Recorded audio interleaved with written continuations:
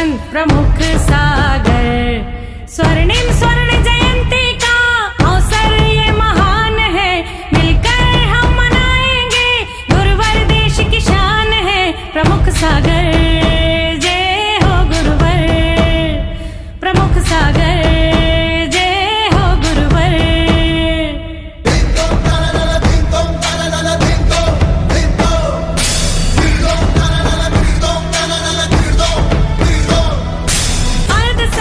लक्ष्य तो हमारा वही है, 8 कर्मों से मुक्त होना। और मुक्त होने के बाद हमें कहना नहीं पड़ेगा कि हमें सिद्धालय को जाना है। हम अपने आप सिद्ध अवस्था को प्राप्त हो जाएं तो कोई आश्चर्य की बात नहीं होगी। आज हमें लक्ष्य प्राप्त होना चाहिए और आज से हमारा सिद्ध शिला का शिलान्यास भी होना चाहिए। हमें ये मतलब समझ में आना है कि 8 कर्मों का ठाट ही है जिसने हमको क्या, भगवान को भी संसार में रखा है। हमारे तीर्थंकरों को भी अगर संसार अवस्था में रहना पड़ा, संसार के दुखों को सहन करना पड़ा, संसार के कष्टों को सहन करना पड़ा, और एक एक जन्म में नहीं 10-10 जन्म का तो इतिहास कौन से भगवान का मिलता है। 10 जन्मों तक जिन्होंने उपसर्ग सहन किया सबको मालूम है। और वो 10 भाव तो चले गए, आज भी जितने पारसनाथ के क्षेत्र हैं सब में उपसर्ग हो रहा है। कोई भी पारसनाथ के क्षेत्र चले जाओ तो, और लेकिन सबसे बड़ी आश्चर्य की बात है, पूजा भी सबसे ज्यादा पारसनाथ की हो रही है। विश्व के कोई सी भी मंदिर में चले जाओ, भारत जो जैन मंदिर होगा वह कहीं ना कहीं छोटे भी हों, पारसनाथ जरूर मिलेंगे। बाकी भगवान मिले या ना मिले, पारसनाथ तो जरूर मिलेंगे। तो जो ज्यादा उपसर्ग सहन करता है उसकी ख्याति भी ज्यादा होती है। अगर तुम्हारे ऊपर ज्यादा कष्ट आए तो समझना अब तुम्हारी ख्याति भी ज्यादा फैलने वाली है। जो ज्यादा फल वाला पेड़ होता है ना, उसको पत्थर ज्यादा पड़ते हैं। तो जिसके अंदर कभी भी तुम्हारे अंदर अगर कोई ज्यादा कष्ट आ रहे हो तो घबराओ मत। क्या कहना, अब मैं भगवान बनने वाला हूं। क्योंकि जो भगवान बनने वाला उस पर ही कष्ट आते हैं, क्योंकि भगवान बनने के बाद उन कष्टों को तो मिलेगा नहीं इनको कष्ट देने का। तो वो कहते हैं अभी सारे तरह से कष्ट दे दो इनको। आप ख्याल करना, चावल जब पकने लगता है ना तो कुकर भी खूब सीटियां मारती है। एक सीटी जब तक नहीं पक रहा है तब तक वो कुकर भी शांत ही रहता है, कोई आवाज नहीं आती है। लेकिन पकने लगता है तो सीटी मारने लगता है। तो ऐसा ही ये जीवन है। जब हमारे जीवन में उठाव आने लगता है तो उपसर्ग शुरू होते हैं, कष्ट शुरू होते हैं, तकलीफ शुरू होते हैं। और जो उनमें कष्टों में तकलीफों में अपने मन में समता भाव रख लेता है तो वो बिल्कुल पक के परमात्मा हो जाता है।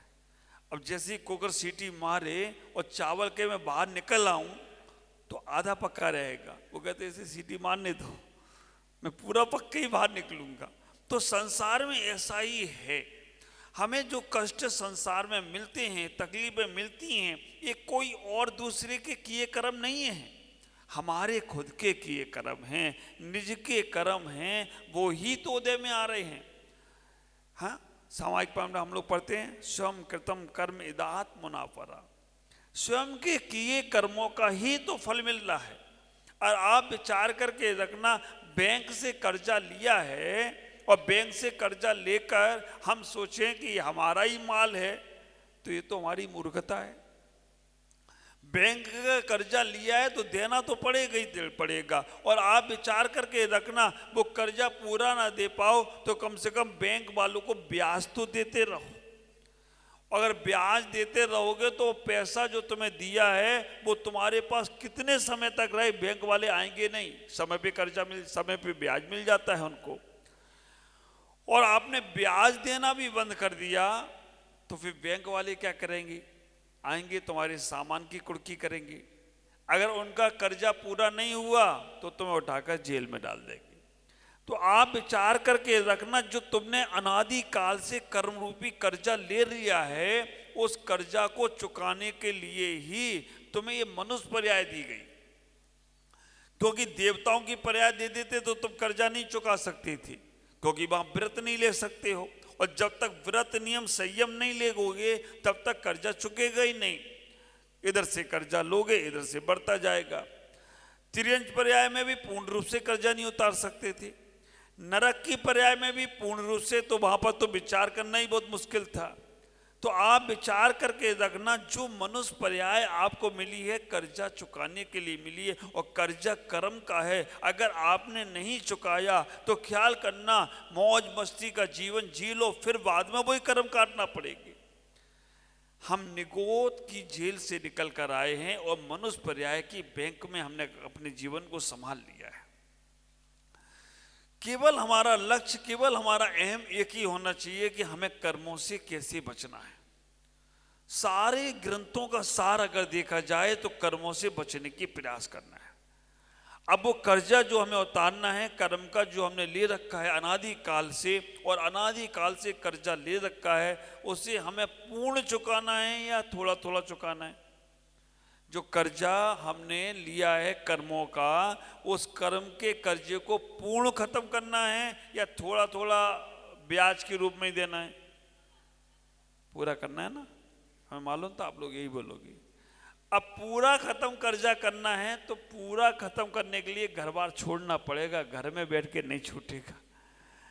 पूरा कर्जा खत्म करने के लिए कपड़े छोड़ना पड़ेंगे, तभी वो तो देखो भगवान देता है तो छप्पड़ फाड़ कर देता है, और जब लेता है ना तो ये कपड़े भी उतरवा देता है। तो आप विचार करके रखना कि पूरा कर्जा उतारने का ही लक्ष्य होना चाहिए। भगवान जीवन में किसी कार्य के कारण से मैं नहीं अगर पूर्ण संयम ले पाऊं, लेकिन आखिरी समय में तो कम से कम ले ही लेना है। बहुत से तपस्वी यहाँ बैठे हैं, हमारे भागचंद जी, पता नहीं कब कर छूट जाए इनका। भागचंद जी है, सौभाग्य जी है, भागचंद जी, भाव इनके भी बहुत निर्बल है। एक वो उनकी जो माँ उनकी दीक्षा ली है, माँ ने दीक्षा ली है, वो हमारे किसी जगह, क्या नाम तुम्हारा? कमल जी, किशनगंज के वो, ये सब बहुत, हमने वास्तव में यहाँ पर कम से कम 10 से 15 ऐसे त्यागी देखे हैं जिनका भाव है कि कम मौका मिले और छलांग लगा जाए। और मेरे पास निवेदन भी कर दिए कि महाराज, लेकिन कुछ कर्म का ऐसा उदय आ रहा है कि वो चाह कर भी नहीं छोड़ पा रहे। उस कर्म के पर्दे को कैसे हटाना है, उस कर्म के पर्दे को कैसे समाप्त करना है, ये 8 दिनों में 10 दिनों में कर्म की व्यवस्थाएं आपको बताने का प्रयास करूंगा। कैसे वो कर्म का बंद किया। 8 कर्म हैं। कौन कौन से 8 कर्म हैं? ज्ञानावर्णी, दशनावर्णी, वेदिनी, मोहिनी, आयु, नाम, गोत्र और अंतराय। सबको याद है नाम? बोलो पहला कर्म कौन सा है? जोर से बोलो। दूसरा, तीसरा वेदनी है, चौथा, पांचवा, छठवां, सातवां, आठवां अंतराय। अच्छा एक बात बताओ, जो आपका ये शरीर बनाया है ये कौन से कर्म ने बनाया है? कौन से कर्म ने बनाया है? नाम। आपको जो वैराग नहीं होने दे रहा है वो कौन सा कर्म है? बहुत सुंदर। आप आत्मा का जो दर्शन करना चाहते हो और नहीं हो पा रहा है, कौन सा कर्म उदय में आ रहा है? दर्शनावर्णी भी आता है और मोहिनी कर्म का भी कुछ व्यवस्था है। अच्छा एक बात बताओ, आप लोग बार बार चाहते हो ये काम मेरा हो जाए, वो काम मेरा हो जाए, मैं ये कर लूं, और नहीं हो पाता है, तो कौन सा कर्म उदय में आता है? अंतराय। अंतराय कर्म की वजह से हम चाहते तो बहुत कुछ है लेकिन नहीं हो पा रहा है, अंतराय कर्म है। हम हर काम में करने की शक्ति रखते हैं, तो कौन सा कर्म का हमारा क्षय होता है तब शक्ति मिलती है? वेदिनी कर्म से। वीर हमारा अगर वेदनी कर्म का नाश होता है तो हमें सुख की अनुभूति और दुख की अनुभूति खत्म होती है। ये 8 कर्म जो हमारे पास हैं, हमें ज्ञान नहीं होने दे रहा है, ये ज्ञानावर्णी कर्म। हमें दर्शन नहीं होने दे रहा है, ये दर्शनावर्णी कर्म है। हमें सुख दुख का जो अनुभव करा रहा है, ये वेदनी कर्म है। जो हमारे अंदर सम्यक दर्शन नहीं होने देता है, सम्यक चारित्र नहीं लेने देता है, ये मोहिनी कर्म है। सम्यक दर्शन में भी कारण बनेगा और चारित्र में भी अवरोध बन रहा है। ज्ञानावर्णी, दर्शनावर्णी, वेदनी और मोहिनी। मोहिनी के बाद आ गया आयु। जो तुम्हें बांध के रखा है, ये आयु कर्म है। आयु के बाद नाम, शरीर की जो संरचना कर रहा है वो नाम कर्म है। और उसके बाद में नाम के बाद गोत्र, उच्च गोत्र और नीच गोत्र, कौन से गोत्र में आप हो ये गोत्र कर्म कहता है। उसके बाद में कौन सा आ गया, अंतराय। अगर कोई भी कार्य आप करना चाहते हो, उस कार्य में विघ्न डालना है तो वो अंतराय कर्म है। इन सभी 8 कर्मों के किन कारणों से बंद होता है, किन कारणों से इन 8 कर्मों का हम बंद कर रहे हैं और किन कारणों से ये 8 कर्मों से हम छूट सकते हैं, तत्वाद सूत्र का कौन सा अध्याय, हाँ 6ठा अध्याय की चर्चा करेंगे। इससे हम कल से करेंगे, आज तो थोड़ी भूमिका बना रहा हूं। हमें एक एक कर्म का बंद कैसे हो रहा है और कितने समय तक के लिए हो रहा है। अब ये कर्म जो 8 हैं, इन 8 कर्मों को समझा। ज्ञानावर्णी कर्म का एक उदाहरण दिया है कि जैसे मूर्ति पे पर्दा पड़ा है, आप ख्याल करना, चिंतामणि, रत्न, पारसमणि लोहे को सोना बना देता है, लेकिन अगर छोटा सा भी पर्दा उस पर पड़ा है तो वो छूने से कभी भी लोहे को सोना बनाने वाला नहीं है। या लोहे में जंग लगी है तो भी नहीं बना सकता है। तो हमें इतना ही विचार करके रखना है, ज्ञानावर्णी कर्म हमारे पर्दे के समान है, जैसे मूर्ति पे पर्दा पड़ा है। दर्शनावर्णी कर्म किसके समान है, तो कह दिया दर्शनावर्णी कर्म पहरेदार के समान है ना। जैसे द्वारपाल बैठा है बाहर, तो आप अंदर जाना चाहे तो अंदर जा नहीं सकते हो, द्वारपाल के समान है। हम जो कुछ करना चाहते नहीं कर पा रहे, द्वारपाल के समान है, द्वारपाल ने रोक दिया है। दर्शनावर्णी। वेदनी कर्म किसके समान है, तो कह दिया गया, उदाहरण याद रखना, ये सब चीजें बहुत काम में आएंगी और कल से डायरी पेन लेके ही बैठना। दर्शनावर्णी वेदनी कर्म किसके समान है, तो तलवार पर शहद लगा है। शहद चखने का तो आनंद मिलता है, लेकिन जैसे ही शहद चखते चखते जीभ तलवार की धार पे लगती है तो उसका दुख भी शुरू हो जाता है। तो आप विचार करके रखना, तलवार पे लगी शहद के समान है ज्ञानावर्णी, मूर्ति पे पड़ा पर्दा। दर्शनावर्णी द्वारपाल के समान।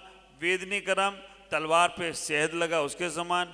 मोहिनी कर्म किसके समान है, हाँ आप लोग पीते हो, फिर मोहिनी कर्म तो कहता है मैं खूब पिलाता हूं। वो शराब का नशा, बोतल का शराब का नशा सुबह चढ़ेगा शाम उतर जाएगा, लेकिन मोहिनी कर्म का नशा हमारी कई 70 कोड़ा कोड़ी सागर तक न भटकाएगा। तो शराब के समान है ना। विचार करना, शराबी व्यक्ति को जैसे कुछ समझ में नहीं आता है, कह दिया गया शराबी, भूत और पागल और मोहिनी कर्म वाला, ये चारों एक ही समान हैं। शराबी, भूत और पागल और मोहिनी कर्म, ये चारों ही दिमाग से दूर हैं। तो मोहिनी कर्म हमारे पास है जो शराबी के समान है। ज्ञानावर्णी हो गया, दर्शनावर्णी हो गया, वेदनी हो गया, मोहिनी। आयु का समान, आयु कर्म किसके समान है, तो कह दिया गया आयु कर्म जो है बेड़ी के समान है। जेल के अंदर किसी को बंद कर दिया जाए तो जेल से बाहर नहीं निकल सकता है, ऐसा ही आयु कर्म है। आयु के बाद कौन सा आ गया, नाम कर्म किसके समान है, तो नाम कर्म कह दिया चित्रकार के समान है। चित्रकार जैसे चित्र बनाता है, कोई काला भी बनाता है, कोई गोरा भी बनाता है, कोई छोटा भी बनाता है, कोई बड़ा भी बनाता है। तो जो चित्रकार होता है वो नाम कर्म है, चित्रकार के समान है। नाम के बाद क्या आया, गोत्र कर्म जो है कुमार के मटके के समान है, कुमार के समान है। कुमार मटका छोटा मोटा बनाता है ना, कुमार के समान ही में है। गोत्र कर्म ऊंचा नीचा बनाता है। तो आप विचार करना, कुम्हार के समान है। और अंतराय कर्म किसके समान है, तो कहा भंडारी के समान। जैसे भंडारी खजाने में से खजाना नहीं निकलने देता है, ऐसे ही हमारे अंतराय कर्म का उदय हो तो हमारे को बहुत सारी प्रॉब्लम्स होती हैं। एक विचार करना, अंतराय कर्म केवल लाभ में ही नहीं है। आप अंतराय कर्म, हम कभी कोई दान देना चाहें तो दान में भी अंतराय आ जाता है, कभी कोई वस्तु हमें मिल रही है उसमें भी अंतराय आ जाता है, कभी हमारे शरीर की ताकत भी खत्म हो जाती है उसमें। तो ये 8 कर्मों में अंतराय कर्म भंडारी के समान है। तो आप विचार करना, ये 8 कर्मों का ठाट जो तुम्हारे पास है उसे कैसे हम बचा जाए, कैसे हम उससे बचें, कैसे हम उनसे दूर हों, ये सब चर्चा मैं आपसे कल से शुरू करूंगा और बहुत महत्वपूर्ण चर्चा होगी। क्योंकि हम एक एक चीज़ों का रोना रोते हैं।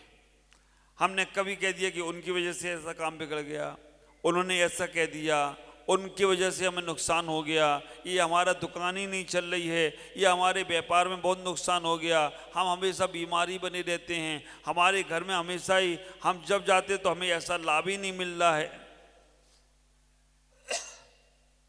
हम बहुत पढ़ते हमें याद ही नहीं हो रहा है।